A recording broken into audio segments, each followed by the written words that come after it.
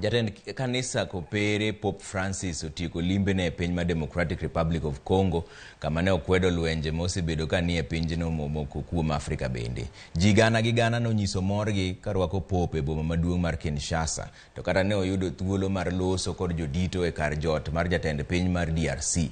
Pope Francis nolero ne DRC ni gin kod mwandu manyalo dongo gi e okang' mamalo koluwo ni lweny kao kue oko, kendo en yo mayot mar rwako ngaji kuom oganda.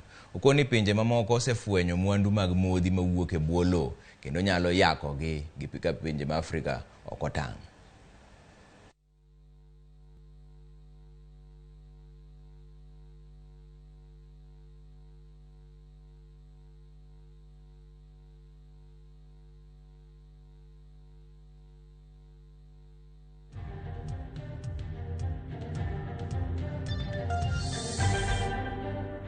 Nyikwara